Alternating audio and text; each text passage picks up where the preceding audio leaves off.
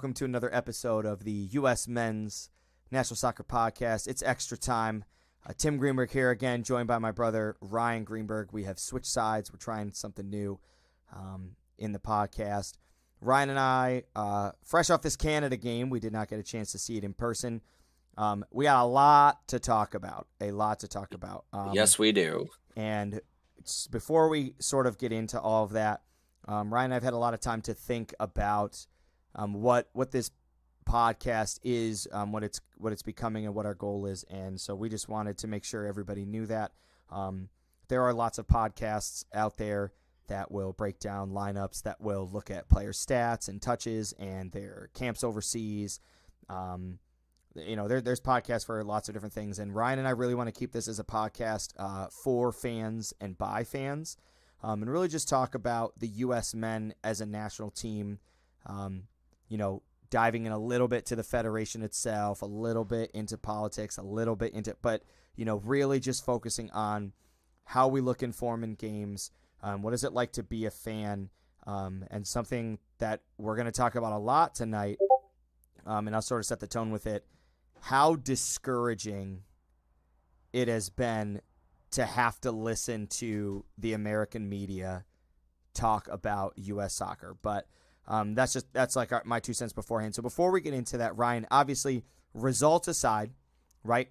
2-0 loss to Canada. It's really a 1-0 loss, right? You're going to look at it's basically an empty net goal at the end of time. I mean, the reality we're down a guy because Keith Richards out. We just learned today he's out with an ankle injury. Hurt himself real late in the game against Canada. Yeah.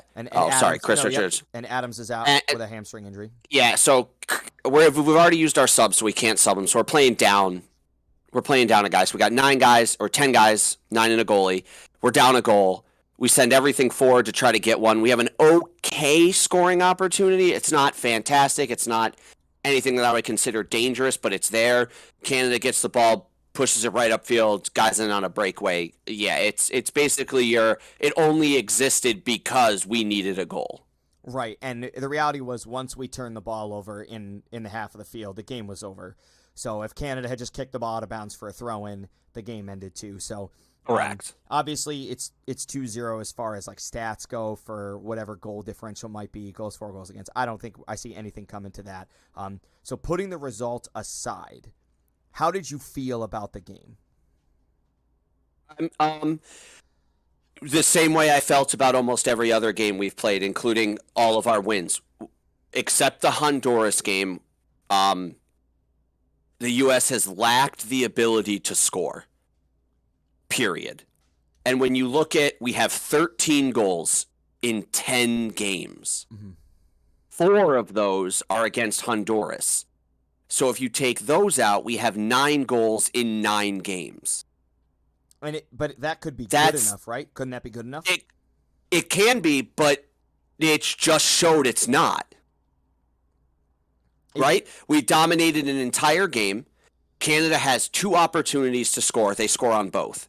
I'm going to say that's all they had. I didn't really see any other threatening, other than maybe when Matt Turner turns the ball over, has to make the double save, right? Right. And the goal at the end, I'm not even really going to count as a chance because everyone scores that. Right, exactly. I mean, you're in on a breakaway. You just hit an empty net, so. Yeah, you're in a 2-on-0. You hit it in the net. It's going in regardless. So I'm not really going to. So if you count their first half goal, 7 minutes in by Lairn, and then you count when Matt Turner had to make a brilliant couple of saves because he flubs a shot that maybe not really flubbed, who knows? It's hard to tell. Canada really doesn't do much. So to dominate a game so much and then to get into that final third and have, 2 good scoring chances? Aronson has a beautiful shot that gets blocked by a defender, and Weston McKennie has an unbelievable header that the goalie barely gets a piece of to save, right? You might even count Paul Arriola's chance as a golden scoring opportunity because, honestly, I don't think it misses by much, and if that goes in, that man's a hero. Right. Exactly. It doesn't matter. It doesn't matter how much you hate the guy or how poorly he's played in every other game. He gets subbed on. He scores if he scores that unbelievable bike to tie the game, and the U.S. comes out of there with a point, he's the hero. He is, and there's going to be a lot to unpack in this game, and so this might be one of our longer episodes if you've been tuning in. So hopefully you're along for the ride here on this. I think it's interesting that you used this word dominant, right? You said the U.S. had a dominant performance. I completely agree with you. In my entirety of watching U.S. soccer, I have never seen a string of games like we've seen where the U.S. was so in control all the time. And the reason that I'm saying this, and below in the description of this video, I'm going to link all of these videos. I have never been more angry listening to other podcasts, other content creators absolutely trash this men's team. I mean, and I texted you before and I talked about it. Anything from disjointed to unorganized to not inventive to not creative, talking about Canada's game as flawless, as perfectionist, as well drilled, as they knew what they were doing. You are out of your mind. And I'm sorry, I'm going to kind of sound off for a second. You're out of your mind if you're out here saying that Canada's coach, his game plan was to get absolutely dominated by a team and try to sneak a win out. Now, I will give Canada credit for playing that low block, right? They packed the box. They basically begged the United States to break them down, and we couldn't do it, okay? That being said, there's no other country in the world, once you get to the World Cup stage, that's going to fail to do that. Canada is not going to be able to have a successful strategy like that against an England, against a France, against a Germany, against Ghana even, right? They're not going to be able to do that, whereas the United States possesses the ball, wins the ball in transition, wins the ball back as a unit defensively, as a team, and goes forward quickly. Where do we struggle? Like you said, in the final third, being creative, being inventive.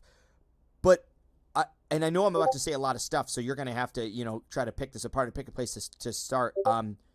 I just can't, for the life of me, believe, having watched U.S. soccer my whole life, looking back on the last World Cup qualifying cycle, that this was a bad performance by any means.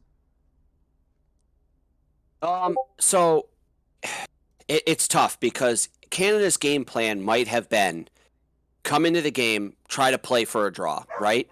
Try to just play this style like we saw El Salvador play, where they didn't press the ball high.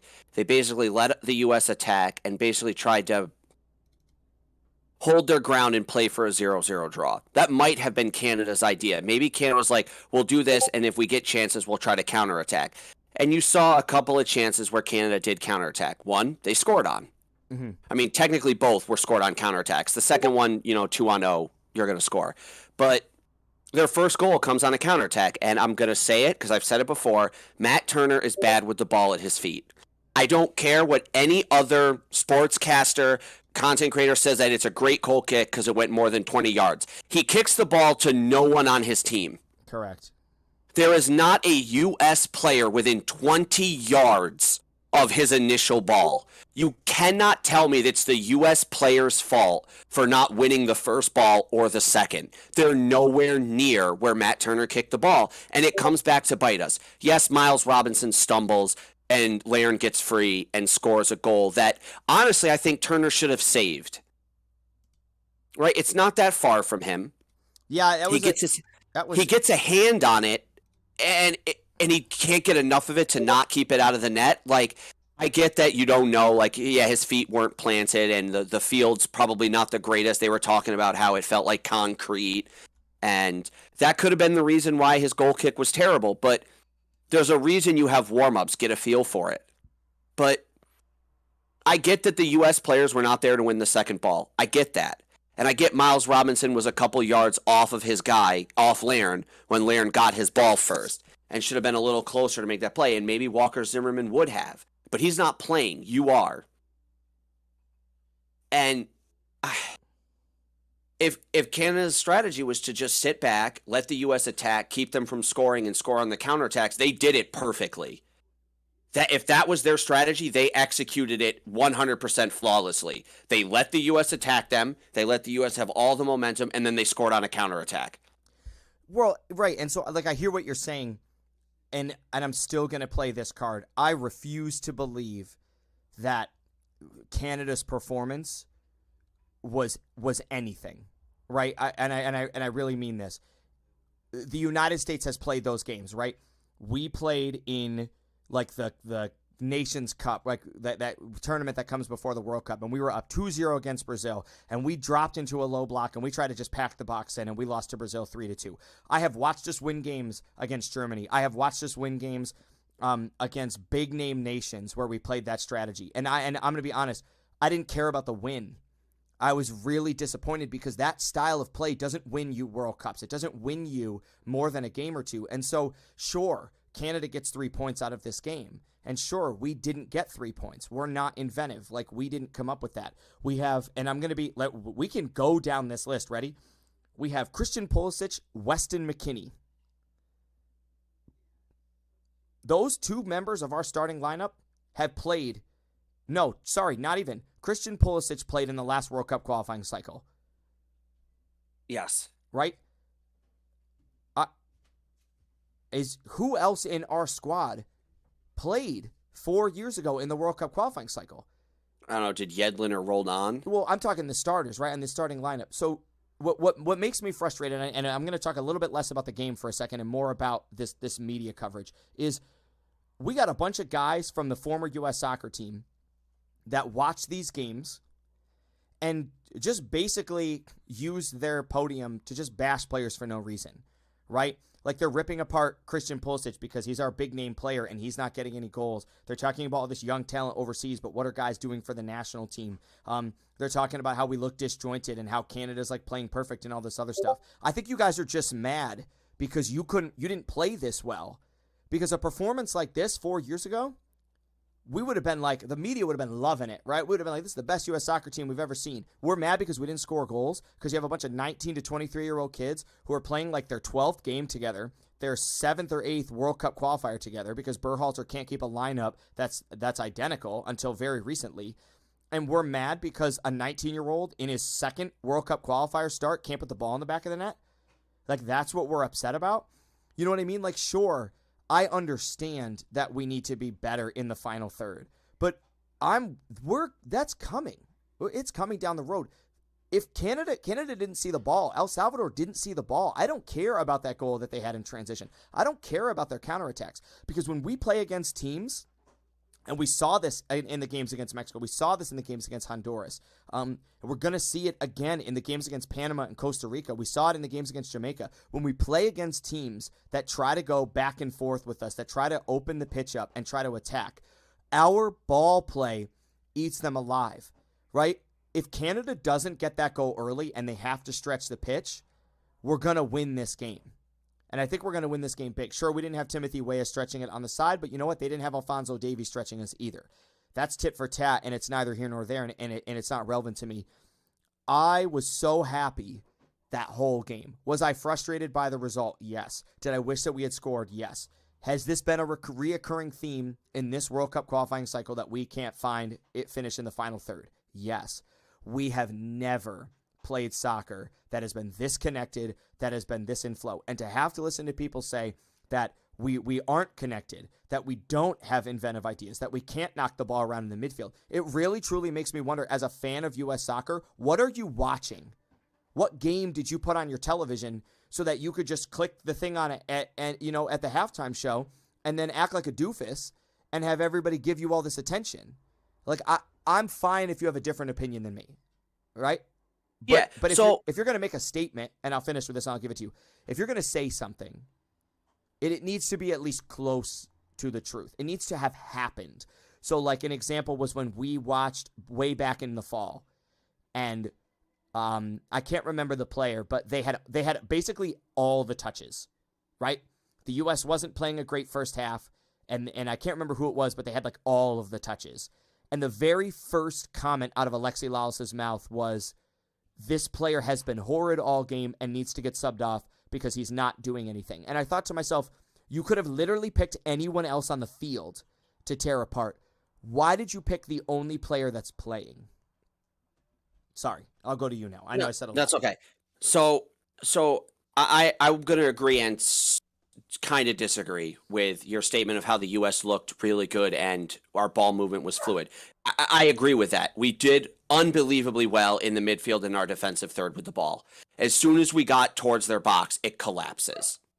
100%, and it And was so and clear. It was like we hit a wall. Yeah, and it's not like okay, maybe we just are struggling to get through their defense. It's been every game and it's been bad. And it's extremely noticeable, and it's almost like we try to play a different style of soccer when we get in towards their goal. Now, 100%. I couldn't have said it better. Like you hit the nail on the head. We build out of the back, we get the ball to our midfielders, our wing back overlaps, and then we're like at the corner of the box, and then time stops. yes. And I don't know if it's guys don't know whether to play a cross in, whether to try to get someone open at the top of the box to hit a ball. But what I will say is what we need more of, which we saw in the Canada game, is longer shots, which we had. I believe Chris Richards had one. Yes, it missed. Who cares? He attempted it. I'm already happy right there because he's trying to shoot. Right. I think Pulisic has one. Fine. I think Aronson has an unbelievable chance, which he keeps on the ground, that gets blocked by a defender. I'm fine with this because it's on the ground. At least it's on frame. Where you go back to the El Salvador game, yeah, Jesus Ferreira is in a great position to score, and he doesn't put the ball on frame either time. Right. Now I get you got the jitters. You're 19, just recently turned 19, right? You're young. And all that, but Aronson does the right thing with. I think he has 2 shots in the game that are both blocked, and he strikes both of them on the ground. Mm-hmm. They're both very good shots, and they had to be blocked by defenders. And I remember even saying this to you. We're watching the game. I don't know who the commentators were, but at halftime, one of the guys that was announcing for the U.S. said if that was any other player than Aronson up front, it goes in. So basically they're saying if Aronson doesn't hit that and Yossi Zardes or Christian Pulisic does, it goes in the net. And I'm sitting here thinking, why?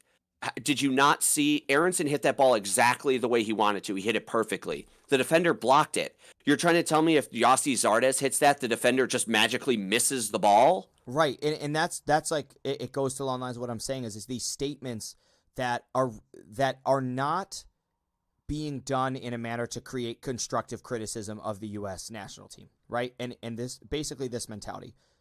Anybody can find something wrong with something if they look close enough, right? So correct. Obviously I could have jumped right in here in this podcast and said, wow, the USA is terrible. We can't score goals. Like, this is a disgrace. We have all this talent. We can't. But like, that doesn't do anybody any good. And the reality is I'm focusing on the minority aspects of the game. Yes, scoring goals is important. You don't win games unless you score goals. Yes, the United States is currently struggling to score goals. But you know what else the United States is struggling to do? Learn how to play together, because this is the first time that we've seen a very consistent lineup. And I want to focus on the positives. You know what was really nice for me? In the early stages of this World Cup cycle, I didn't feel like Greg Berhalter was taking this seriously.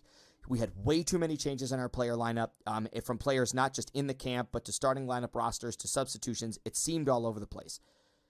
We have really settled down in these last couple games. You can tell he's refined his roster. He is looking more closely at players that are going to be with him for the next year through the World Cup. We didn't see ridiculous things. Like, I thought the Zardes was a poor choice. I really did. But yeah, he had one or two good balls, and maybe that's all Berhalter's looking for is like Yossi Zardes has a couple really great touches. He did, but in the first half, and he also has a terrible touch where all he has to do is play a 1-2 to Pulisic, right? And Pulisic is wide open, and he hits it behind him. And I just remember watching the screen going, Pulisic is going to score. He got free of his mark. All Yossi Zardes has to do is touch this ball into the box, and Pulisic is in like 15 yards at the corner unmarked. And he plays it behind him by like 4 yards. Right. And it brings me to this point that I wanted to make, and I wanted to talk about it specifically with you because you and I relate to this. So one of the things that the media keeps doing is we keep looking at Christian Pulisic and saying he's too big of a name to be playing the way that he's playing. And why? Correct. And this is what I'm getting into is the media wants to look at it as if this is Christian Pulisic's fault that he is not playing the way that he's playing. And I'm going to use you and me as an example. When you and I played ice hockey together, when you played the puck to me, you always played it 5 feet in front of me. Why? Because you knew I was moving at full speed and you knew that's where you were supposed to play that puck. If you played it to my feet, if you played it at me, it was going to be behind me and it wasn't going to work. These media outlets that are talking about Christian Pulisic, I know, either have never watched him play for Chelsea or really don't care how he plays for Chelsea, and they just want to say mean things to say mean things. Christian Pulisic drops off into the same position that we saw him play in Canada. I understand that for the U.S. role, he was playing way up on the left. Okay? I'm willing to fault Christian Pulisic for not just doing what Greg Berhalter said, if that was the case. But my point is, if I knew that Christian Pulisic wanted the ball in a certain spot, and I repeatedly played him the ball somewhere else, I am just as responsible for making him look bad as he is. Right? Yeah, If Serginho Dest is making overlapping runs all day, and I play the ball to his feet or I play it behind him, and because of that, he can't get involved in the game and he looks poor, it is not wow, Serginho Dest did nothing with any of his opportunities and chances. And that's what I feel like the American media has done to Christian Pulisic, is we haven't recognized that he's playing in a position he doesn't play in. We haven't focused on whether or not he's buying into Greg Berhalter's tactics. We haven't thought about, and here's the big thing that I think about, we know he's having frustrations at Chelsea. This man needs our support as a fan base and as a team. He's got a lot on his mind. He's lost his starting spot at Chelsea. He might get traded. There's probably talk that maybe the media over there doesn't even like him. Who knows what his personal life is like? He has come to the United States camp as a break to play with these guys and to have some fun. And the only thing the media is doing is looking at him and saying, why can't you do the thing that we want you to do? Why can't you be better? And that's not fair. Yeah, and we don't even know if he's 100%, right?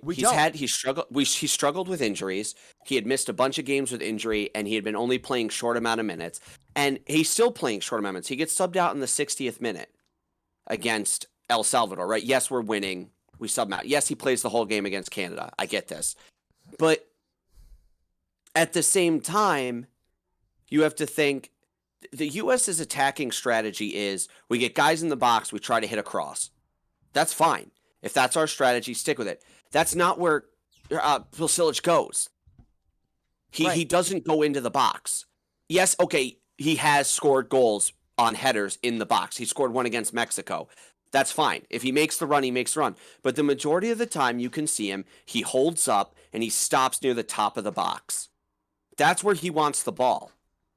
Right. And guys are getting mad at him because he's not finishing his run into the box. And it's one less target the U.S. has in the box, and I get that. But if the team knows that's where he's going, and he shakes his mark once in the game, and a guy hits him like Yassi Zardes had the ability to, he puts the ball in the net, right? Christian Pulisic was given one opportunity against Mexico, and he did not make a mistake. He scored. He Correct. is a striker. He is very much a striker that is capable of doing that. If he is given the opportunity, he will score.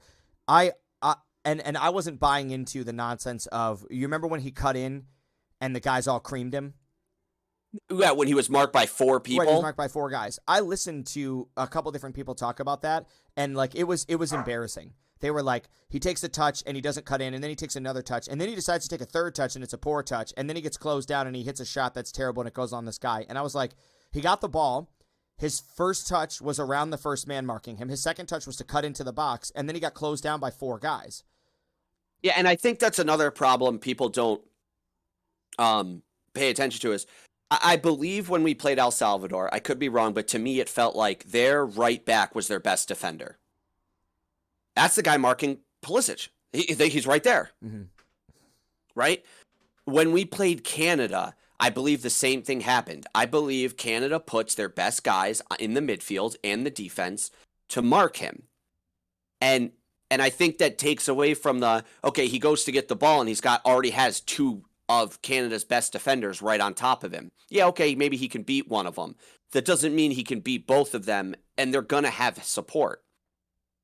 Right. And that's something the U.S. didn't do as well in this game as they've done in the past. And when Canada's coming in, if they beat one of our defenders, there's not that support to help, which we've seen in the past with Walker Zimmerman in the back, where a defender for the U.S. gets beat and Walker Zimmerman's on the guy in no time and just absolutely just says, no, this ball is mine, tough shit.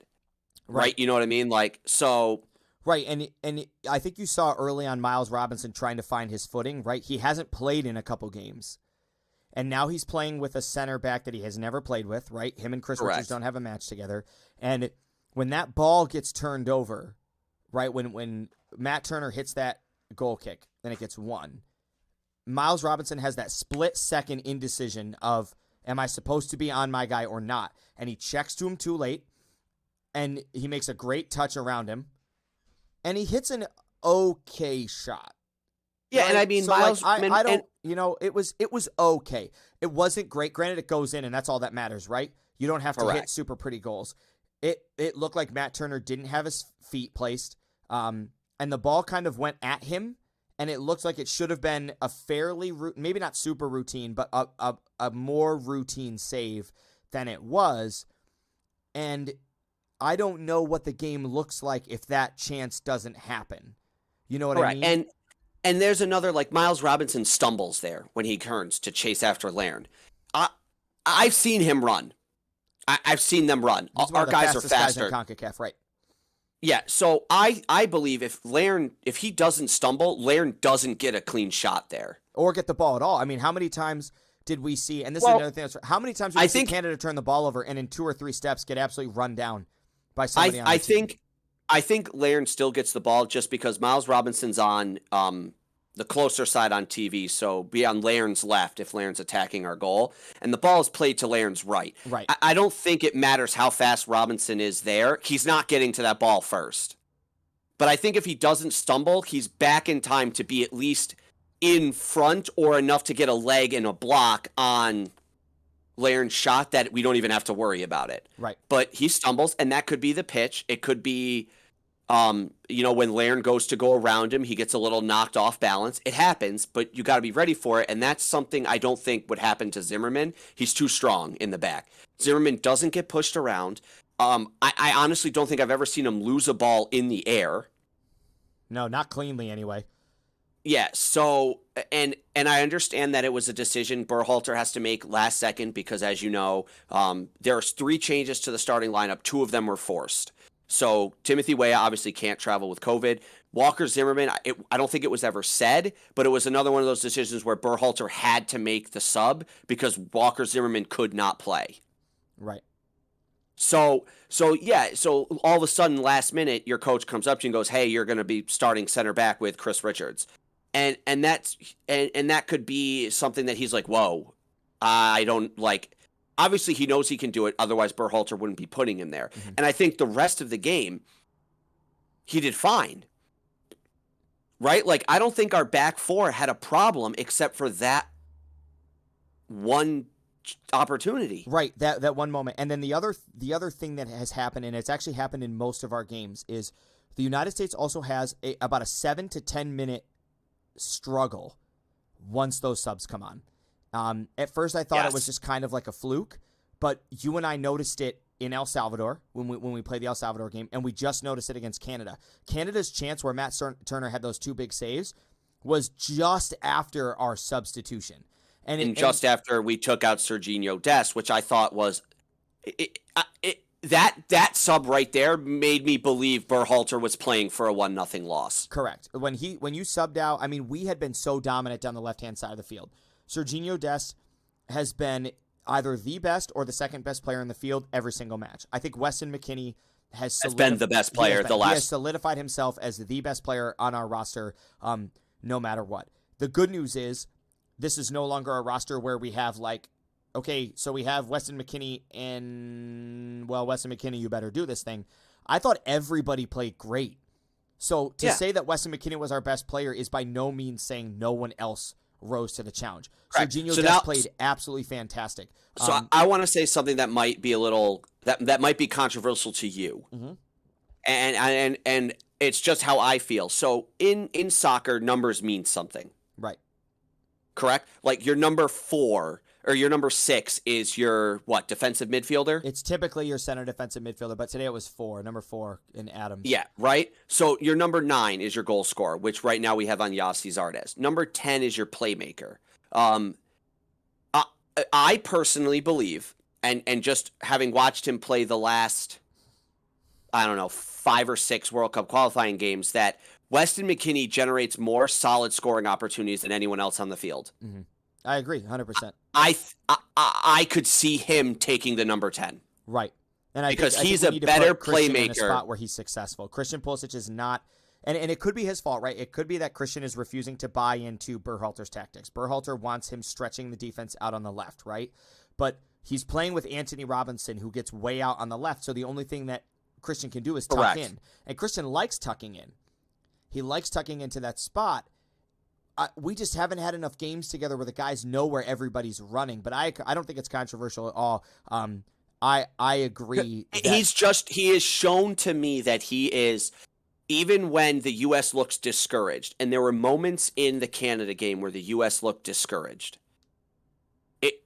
he always plays with a vigor. And I made this comment to you multiple times when we were watching it. You could hear him. Yes, you could hear him through the microphones talking to the guys. You could hear him. He was the only player on the U.S. I could hear talking. And he not only was he talking, but he was saying his guys' names. He was telling them, great job for doing this. Hey, play the ball right here. What are you doing? Play it to his feet.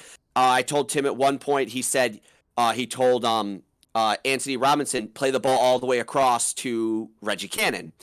And Anthony Robinson played him the ball, played Weston McKennie the ball, and then McKennie plays it to where he wanted to it. And Weston McKennie looks at Robinson and just puts his hands to his side and starts screaming at him. Mm-hmm. And he's like, I didn't tell you to play the ball to me. I told you to play it up here. And I don't know if that helps. I don't know if that's what you should be doing, like yelling at your teammate. But yeah, but I get what you're saying. Like, he's the one who's dictating. He seems to command every game. Yeah, and I could easily see him being the number 10 because look at Paul Areola's chance. It comes off the foot of Weston McKennie. Mm-hmm. And it was one of the few times that we actually decided to service the ball into the box. We had so many chances to swing a ball into the box, and we never did it. And I think that was the difference. We saw it right towards the end of the game. We hit 2 or 3 balls in a row into the box, and we had a bunch of scoring opportunities. I think if the boys just get some confidence and start playing the ball into the box, it's only going to take a few goals before they realize we got to keep doing this. And I'm going to be honest with you, I believe Aaronson's chance where he hits that absolutely monster of a shot that gets blocked, I think it starts with Weston McKennie switches the field. Mm-hmm. Right? And that's another thing the U.S. did not do well, is we didn't use both sides of the field. And that's something we're definitely going to need to do if we want to beat teams like Canada, obviously, because whatever we did didn't work. But teams, like you said, like Argentina, like France, like Portugal, like Italy, we can't just attack down one side of the field. It's not going to do us any good. And then back to the people needing to finish. We need guys that can finish. Weston McKennie has the best chance in the game. Right? And I think in any other game, that's probably going in. All the credit to Canada's goalie, right? But still, even with all the credit to him, he was in the right spot. He extended. He got his hand on it. It was a very good reaction save. Any other game, I'm telling you, if that goalie is 1 inch to the right or to the left, or shorter, that ball's going in the net. It was a phenomenal scoring opportunity. So again, all credit to Canada's goalie. It was a fantastic save. It was exciting. But at the same time, if that ball goes in the net, Canada has to switch their game style. Unless they keep trying to just play for the draw. Correct. And here's what I'm getting at. And this is what was so ridiculous. It was just so outrageous. There were people, I believe it was ESPN's coverage. ESPN FC had like a post-match, analysis of the game. There were actually people in that honestly said part of Canada's game plan was to just get rid of the ball in the midfield and let the U.S. attack them. Yeah, and honestly, I could believe that because that's exactly what happened. And I'm telling But you, what I'm it saying might. is you watched the game though. Yes. None No, of those no. players were intentionally just getting rid of the ball. I'm not saying I- it wasn't Canada's plan to pack it in and let the U.S. attack them. I believe it was. I believe especially once they got that early goal, their coach was fired up. Their team said, yes, it's working. We did what we came out to do. Let's back it up and pack it in, because they probably have watched the U.S. and they know that the U.S. struggles to do those things, right? And so Yeah, I'm and- not saying it was a bad strategy. So another thing that I think stood out for me was Ricardo Pepe comes in as a sub, which is fine. I'm not saying that he shouldn't have gotten subbed in. Everyone deserves their chance, but Ricardo Pepe has shown that when he gets an opportunity in a scoring position, he doesn't really do anything with it. And he had one shot in this game, and I think he didn't put it on frame, and it was absolutely abysmal, the shot, if I remember correctly. Yeah, it was the ball it sort of dropped. It wasn't in a great spot. It was like bouncing off the right-hand side of the box, and he let the ball hit the ground and then start to come up before he struck it, and he fell over, and so he struck it with like the outside of his shin, and it just skied up into the air. And again, that ball, I believe, all comes from Weston McKennie. So we go back to this. I think we need to pick a forward or a striker, and we need to just play them. Let them play the whole game. Let them play. Let them get chances. Let them get their confidence. Let them see, okay, I need to do this or I need to do this. Like Jesus Ferreira in the game against El Salvador. I think he should have stayed in the whole game. I understand he was struggling. Right, but get some consistency, get some pace. Get him some consistency, let him play. He has 2 opportunities. He doesn't put either on frame.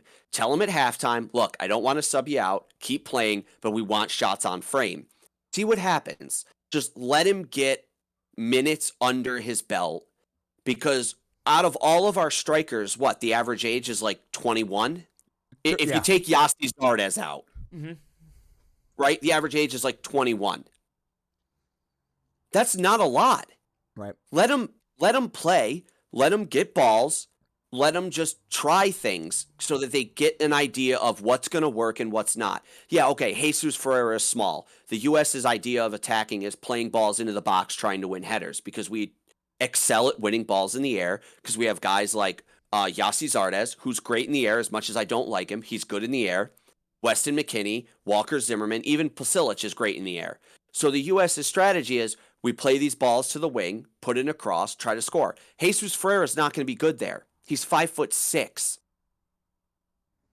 You're not going to win a ball in the air when you're 5'6" unless you're completely unmarked. Right. I mean, I think form is a big factor, and I agree with what you're saying, that we got to keep some of these players in and give them chances, because, while Jesus Ferreira, right, I had my frustrations with him. I talked about it in the last episode. Like, he had chances though, and he was shooting the ball and he was getting goal scoring opportunities. And he's 19 years old. That was his second game that he had started, right? I don't even know started. This is just a second cap in a World Cup qualifier. Nobody goes to their job at work and is expected to be perfect on day 2.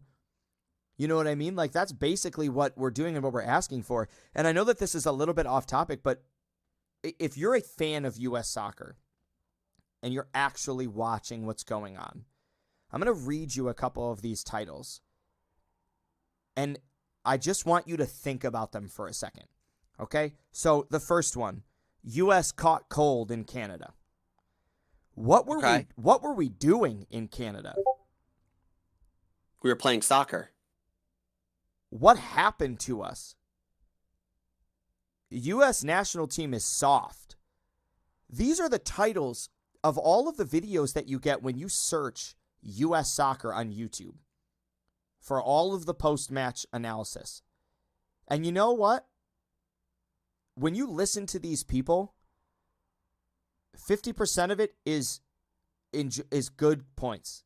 Things that I think a lot of people would agree with, but they're very cliche stuff. They're stuff that you and I sort of said immediately and left, because it doesn't do us any good to talk for an hour about how we can't finish in the final third, right? So the caught cold one I can see, because I will say in the first 14, 15 minutes, the U.S. turned the ball over a lot and didn't look like they understood how the pitch and the cold weather was going to affect the ball. 100%. 100%. Right? And honestly, I think that's the reason we lose the game, because the goal gets scored in those minutes. Canada packs it in. We're forced to try to score. If the U.S. comes out with a better idea of how everything's going to work and how slow the ball is going to move on the pitch, I don't think that happens. And I think we have a completely different game, but there's no way to know because that's what happened. So the caught cold, I can understand because we did come out. I don't want to say flat because we didn't. We were moving. We were all over the ball. We weren't flat-footed. It was just we were caught off guard by the conditions. Right. And on going along with that, I'm going to say this. Who gives a crap? And the reason that I say that is because, so Canada wins a game. You know what this game reminded me of? And it's not the game itself. The game itself was nothing like the game I'm about to describe. But the way that the media is attacking this game is very similar. Our game against Costa Rica in Denver, in that blizzard. Oh, where there was snow where they had to shovel during the game to see the lines? Right, to see the lines. I have the exact same opinion of our Canada game as I do of that USA game, and they have very different results. If you think that the game that was just played replicates any game that is going to be played in the World Cup or any conditions that players are going to be playing in, then you can go live in the world that you're living in and stay lost there. You know what? Good. Canada took advantage of home field. Good. Canada got the 3 points. They did the thing that they wanted to do. They looked really poor doing it. That strategy is not going to win them very many more games. I don't care that they're on top of the group table. I really don't. I don't care. Like at the top three make all. it, so who cares? Right, but I'm saying, like, even if somebody was to look at me and play devil's advocate and say, oh, buddy, you know what you're talking about because it's obviously working for Canada because they're winning. I don't care. I really don't care that Canada's there. You know why? Because when we want to see it, the Nations I want to Cup, see it we work them. against. Yeah, and I want to see it work against, like, exactly. You're not go going up to and play like England. You're not going to get to play against an England or a France and try Belgium. to score a goal right. Belgium, one, you're not going to get a goal in the first 7 minutes against Belgium, and two, if you do, that defensive style that they played is not going to hold up against those defensive players. So to play this, to say that, yeah, okay, we didn't get the result we wanted, but in all honesty, is it bad? You and me have said on the podcast before that if the U.S. comes out of this next set of 3 games with 7 points, that is the ideal, right? Like, obviously, yes, we want 9. We're on the road for 6. Like, yes. Like, obviously, we want 9. We want to win every game. But I told you going into that Canada game that a 1-1 draw or a 0-0 draw is probably the best that we could hope for. Right, and even before that, what did you say? You're not in trouble until you lose at home. You lose at home. It's okay that we lost to Canada. So if we look at the US was probably a best case scenario draws that game. Mm-hmm. Right? Paul Arriola scores that goal. We tie the game 1-1. Okay. That's 1 point. That's all we get. How many did we get? We got 0. That's really not. That's very right. The difference between 1 and 0 is so insignificant, especially given what happened afterwards. If you weren't keeping track, Costa Rica won. No, they tied. They tied Mexico. No. Costa Rica tied Mexico. Oh, then who beat Panama? I thought the result was that Panama. No. Panama lost to. Shoot, hang on. I'll pull it up here in a second. Because that was another. No, Panama won. Panama beat El Salvador or Jamaica 3-2. Maybe it was Costa Rica beat Panama the day we played El Salvador. Right, and that's the game that I'm thinking of because it bought us a lot of time.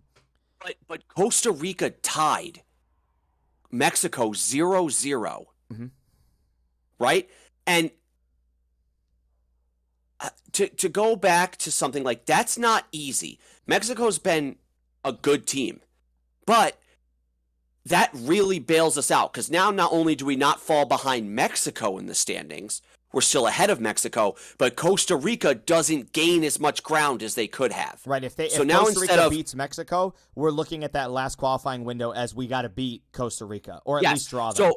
So if Costa Rica wins that game, instead of the bracket being 22, 18, 18, 17, it's 22, 18, 17, 17, 16. Mm-hmm. Right? That's rough.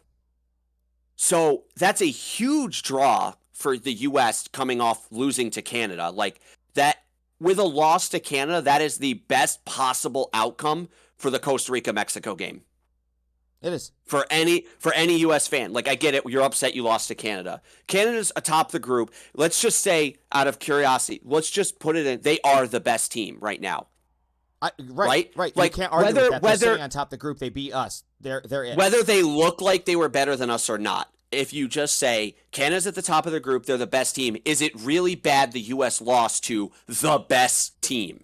Right. Yes, because, okay, people will make the argument, well, yeah, it's bad. The U.S. should be the best team. Okay, I get that. Everyone wants their team to be the best team, right? I would have loved for the U.S. to win that game. It would have been awesome. This podcast would probably already be over by now because wouldn't have anything to talk about. Right, we would have nothing left to talk about. Right, but that would be like saying you're playing a World Cup qualifying game against the defending World Cup champions and you lost. And everyone's like, well, that sucks. We should have beat them. Why? Mm-hmm. Right? Like did Iceland freak out when they didn't beat Germany? No. Right. You go to your next game. You go to your next game. Like, there's games in your bracket you're not gonna win. And look, and people will be like, well, what happens when we make it to the World Cup? If we can't beat Canada, we'll lose. We're probably not even gonna play them. Right? Mm-hmm. Like, are we gonna play Canada in the World Cup? Maybe. Probably not. We'll get in a different group in group stage because they're not going to throw us in the same group. Then we have to be on the same side of the bracket to even have a chance of playing each other before the finals. Mm-hmm. And then if for some reason they do make the finals, we have to make the finals. Right. I mean, you look back through World Cup qualifying, right? We're going all the way back to September. Canada has drawn against Honduras, right? We drew against El Salvador. We drew against Canada. Canada beat El Salvador. We got Honduras. We beat Jamaica. Canada tied Mexico. Like, everybody has sort of had like mixed results all over the place, right? And I know that like my sort of like conversation has felt like it's been all over the place, but I really want to just ask everybody to think about we didn't make the World Cup 4 years ago. We didn't make it. The World Cup qualifying cycle before that, it was scary. Yep, it came down to the wire. It came down to the wire. It was games against teams. I wish we had played the way that we did against Canada and lost 8 years ago. 8 years ago was watching a bunch of knuckleheads play boom ball up the field and hope that the ball would get into the net. We had the same problem 8 years ago that we have now. We didn't have a number 9. We didn't have guys scoring goals. Most of our goals were coming from like defenders and midfielders. Okay, it's fine that we're not getting goals here. If you're a fan of U.S. soccer, I like to warn you against listening to some of these people, because I tune them out just because it makes me so mad to listen to them, because I don't actually get a genuine feel from them. A lot of it is like clickbait, right? Like, you think about the titles, Herculez Gomez, right? And I hope that your first reaction was, who was that? I don't recognize that name, because that man played for the national team, and nothing would make me feel better than for that guy to think he's an analyst and have people go, I don't remember you. But he put a title on there on purpose. The national team is soft. They just want people to watch it. They don't really have anything constructive to say, and to me, I'm going to put all those players aside, right? I'm going to put all the comments aside. I'm less frustrated with them and their comments as I am with, why can't the media take this seriously? This is the World Cup qualifying. I mean, you and I, we got an opportunity to go to a World Cup qualifying game, and we asked our friends if they wanted to go, and they said no. And on the drive down, I said, if I found out that the World Rugby Championship was in Columbus and the U.S. was playing, I would go, because why not? Yeah, so my boss what really wanted to go and couldn't because her son had prior commitments the day of the game. I kept pestering her, telling her, you should go. Like, just screw the commitments. It's a World Cup qualifying game. Go. The day before the game, she messaged me saying, hey, I got tickets. We're going. I was so happy that there was someone else at that game that I knew that was going to enjoy it as much as me. Mm-hmm. It turns out I had other friends at that game, too. I found out through Facebook and social media when they posted pictures. And I was like, oh, you should have told me. I would have checked up with you. So I just want to say something that's kind of off topic of what we've been talking about, but it's more looking forward to the next game. Yeah, go ahead. So the U.S. has a game Wednesday against Honduras. at home in St. Paul. Now, I looked at the weather at St. Paul because I was thinking, and the low for that day is -7. Right? So if the weather affected how we played in Canada, you better believe it's going to affect it more in St. Paul because it's going to be colder.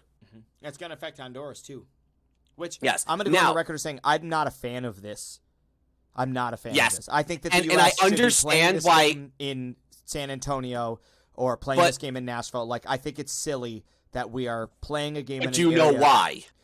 I don't know. I don't know what you're about to say, but I don't know necessarily. All right, go ahead. I'm not sure I'm going to care, but go ahead. So the reason that these games are being played where they are being played are you talking about the Pro USA stadiums? I'm talking about the U.S. men's national team games being played where they're being played at home.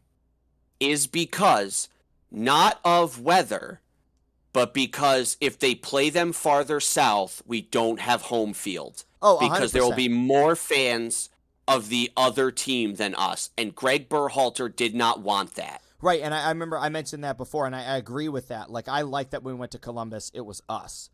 It was like roaring Correct. USA fans, and it was absolutely fantastic. And that's what it will be in St. Paul, but it's going to be cold. So going back to my the reason I started this. So the U.S. plays Honduras. We beat them 4-1 on the road. Right? This should be a win. So let's say 3 points. Like, I don't want to get ahead of myself, but this realistically is 3 points. Mm-hmm. Okay. Mexico plays Panama. If you want to talk about a huge game, that game is probably the most important game that's going to be played next. And is El Salvador going to Canada? Let me look. Or is Canada going to El Salvador? So Panama is going to Mexico, and Canada is going to El Salvador. Right? But just irrelevant. Let's talk about this Mexico game. Mexico is coming off of tying Costa Rica and almost losing to a red card Jamaica. And before that, a draw and then 2 losses. Correct. So now you're at home. You're playing in Azteca, which is huge, but it's Panama. Panama is 1 point below Mexico. If that game ends in a draw and the U.S. wins, we go, let's say Canada wins, so it'll go 25, 21, 19, 18. Then we're 2 points ahead of Mexico. No, Panama will go to 20. No, they won't. If they draw Mexico, they'll go to 18. They'll only get one. Yeah, 19, 18. Oh, I thought you said 19, 20. Sorry, my bad. So it'll go 25, 21, 19, 18. Yep. That's the game people should be looking at. That Mexico game. Because if Mexico can't find a way to win a game here, like, they're going to be in trouble. I mean, I could easily see Mexico at this rate being the 5th team, and Panama and Costa Rica both going to the World Cup. And then we go, okay, if Mexico loses that game to Panama, we play Mexico next. Mm-hmm. Mexico's playing 3 games in a row at home. Right. Right? They just drew Costa Rica.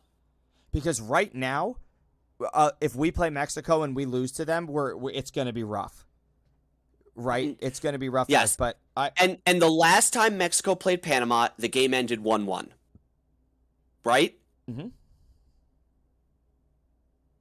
And this is another crazy statistic I want to bring up. If you don't count friendlies for Mexico, and you go back to their game against Honduras back in October that they won 3-0, there are 5 red cards in those 6 games. Yeah, I mean, you and I have mentioned this so many times, and I mean, like, I feel like if we started, this podcast would be a whole nother hour. I don't know what CONCACAF decided to do for refereeing. It's a joke. It is an absolute joke, and CONCACAF needs to, need to move away from it. The refereeing against El Salvador was terrible. The refereeing against Canada was terrible. And I'm not. You want to hear an article I read that's so great for bad. U.S. soccer? It was 3 things the U.S. needs to play better. Mm-hmm. One of them was a goal scorer like Jermaine Jones up front. Oh my gosh! I'm gonna throw. Are you trying to make me mad? The second one was a Michael Bradley for when things get CONCACAF-y in the midfield. And the third one was moving Pulisic to the right. Okay, so let's exclude the third one. Those first two things are the reason that I'm having this podcast right now. Those are two of the dumbest statements that you could make. I wanted to say why do we need a player for when things get out of control? Because they shouldn't get out of control. And why would that player be Michael Bradley? Do not tell me one that of the worst midfielders that the U.S. has ever had, probably only next to Ricardo Clark. But why do we need a player on the field? I think we already have one. We have Weston McKennie. He's there every time. Anytime there's even a possibility of a scrum, right? Weston McKennie is the first U.S. player there. Here's the difference. Every single player on our team can be relied on. I'm going to ask you this question. I asked you it against El Salvador. When this game got done, was there a player in your mind that you thought, wow, that player's terrible, we need to not play them? Excluding Yassi Zardes. Sure, I know, but it's Matt Turner at his feet.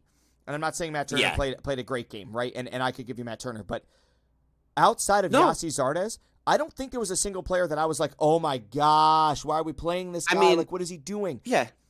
And I couldn't say that 4 years ago. 4 years ago, I'd be like, oh, my goodness, like, we have no one left to bring on to replace this man. You know, am I thrilled that Paul Arriola had to play up front? No. Did he play directly and go forward? Yes. Am I thrilled? Honestly, he looked good. He looked good. I am more excited that we didn't do something dumb like bring in Sebastian Lletget, right? Or bring in a Christian Roldan. Get those guys out of here. Like, we don't need any of this nonsense anymore. I read I didn't read the whole article. I just went to the CONCACAF part. Like, we need a player that when things get CONCACAF-y. And it's just an article reading basically saying that we need a player on the U.S. who's got grit and can stand up for the team when things start to get, like, nasty and the referees don't. Right, and just let things go because it's CONCACAF. Right, it makes you think the person who wrote that article has never watched a game. Well, it's not even that they haven't watched the game. It's that you're basically saying the U.S. needs a player that will only be reliable and helpful during World Cup qualifying. Because once we get out of World Cup qualifying into the World Cup, this shit's not going to happen. Or because the refereeing isn't going to be atrocious. Correct. Which is not a good reason to have these players. Like, we shouldn't why have do to we worry want about to the fact fill that our refereeing is a roster? joke. Why do we want to fill our roster with someone whose sole purpose is to take control of the game when the refereeing is so bad that guys could get hurt? That he'll do us no good once we qualify. Mm-hmm. I mean, right? Like, I get it. I get it's possible he might do us good because, we might play Mexico in the World Cup. But we're not going to have CONCACAF refs. Mexico's not going to make the World Cup at this rate. But we're not going to have CONCACAF refs. No. Like, even if we were to play Honduras, El Salvador, Panama in the World Cup, we're not going to have these referees that are like, you went studs up through the back of that guy's ankle. Play on. It's fine. Right. And 8 years ago, we tried that. And it backfired so badly that we had to implement VAR, and we gave up. And we said only Champions League referees and European referees, especially EPL referees, were going to be able to referee anything outside of group play because the refereeing was so bad. And this is what I'm saying. If FIFA knows that, and the people watching know that, then we need to get away from this Clint Dempsey attitude of, man, I love this stuff. Man, people all getting in here and getting all scrappy. Man, this is what I live for. Like, no, dude, stop saying something to get people to watch your show because I mute you guys anyway. Like, that's not what it's about. It's about getting guys that we have that knock the ball around, that play consistently, they have great flow, that, listen, I'm going to go back to something. I didn't mean to get you fired up. No. I didn't mean to. You did. I'm going to go back to something you said very early on in this podcast. It doesn't matter if the result is done. Okay? And is a 1-0 win against El Salvador discouraging? My counter question is, when we make the World Cup, are you going to care? Right? So when we go to the World Cup, right? If last night's That's bold game, saying when. It is. If last night's game was the opening group stage game in the World Cup, I would share the same opinions as some of these other people. I'm not even sure I would, depending on who the other teams we played were. Some of their opinions. I certainly wouldn't believe that, like, we're a joke and we got dominated. Because for somebody to come out and say Canada dominated us, I'm like looking at the possession board and I was like, I don't remember any sport where when I had the ball for a third of the game, I was able to look at my opponent and go, bro, I dominated you. Because my opponent would have said, you never had the ball. Yeah. Like, and sure, that makes it look a little bit worse for us, right? Like, so we had the ball the whole game and we couldn't do anything with it, but. So to start wrapping this up, what are you looking forward to in the Honduras game? Like for me, it's starting Jesus Ferreira, letting him play the whole game, and just seeing what the U.S. can do in that final third. Yeah. All right. So, yeah, to look forward, right? To get rid of my frustrations and focus on something, continue to be positive. What are you looking forward to in that U.S. I'm looking forward to the Honduras United game? States having a confidence builder. We played Honduras. In Honduras, we won 4-1. We made some great substitutions, and those young players put the ball away. It has been a long time since we have played a team that we should thoroughly thump, right?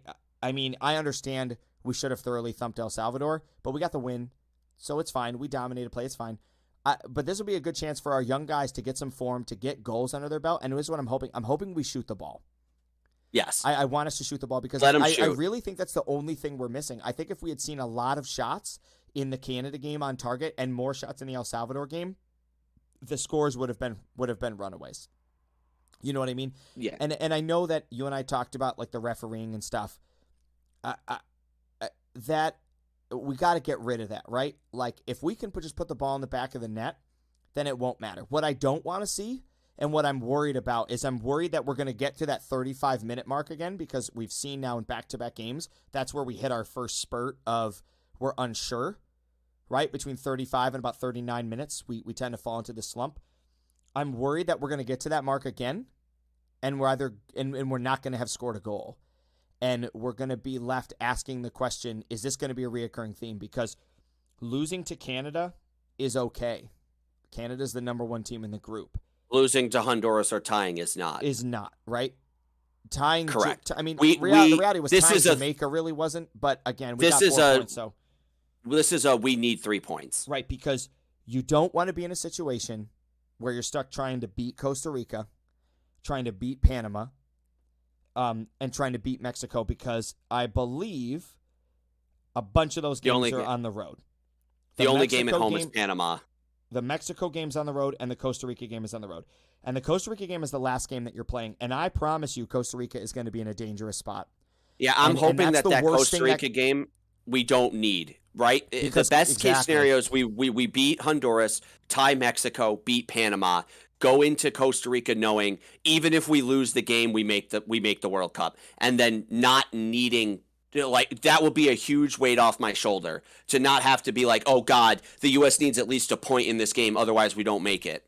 Right, because Costa Rica is more than likely going to be in a position where if they win that game, they make it. And the last thing that you want to do is to have to get a win against a team that is fighting for its life because, and I'm not saying these guys won't do it. I actually don't know what these guys will do. I want to believe they will because we fought for our lives against Mexico in the Gold Cup, against Qatar in the Gold Cup, against Canada in the Nations Cup, Mexico in the Nations Cup, and dominated and got goals and came out on top. We don't want to be in a situation where you're playing a game on the road because that's giving me, I'm getting feverish right now. That's giving me flashbacks to 8 years or to 4 years ago, right? When we're playing against like Trinidad and Tobago and all them on the road and we're like, I can't even think about it. But so, to wrap it up, I was happy with the way we played against Canada. I'm frustrated like everybody else that we didn't win, but for the first time in my life, it's okay because I was so excited to see how well we played. It's just a loss of a point. Right, just look at it that way, and it's not. It's So, but yep. So I think the next big game, like the big game in the next group, is obviously the Panama-Mexico game. I'm really hoping for a draw there because that really helps the U.S. out if we get 3 points. But obviously, don't worry about anyone else. Focus on yourself. Let's go out to Honduras. Let's score a couple of goals, get one in the first half, and just get that confidence up. I agree. And hopefully, we'll be looking at the next group of 3 games, still at second place in the bracket. Yep. Well, I appreciate everybody sticking around with us. I know this was a longer one. We had a lot to say, but it's been exciting. It has been an exciting qualifying campaign, if anything else. So I appreciate everybody tuning in. Ryan, thanks for continuing to do this with me. We will be getting another podcast at you guys. Again, game Wednesday night, 7:30 against Honduras. We hope you guys enjoy that game. We'll get the 3 points, and then we'll be back later on this weekend with another episode. See you guys then.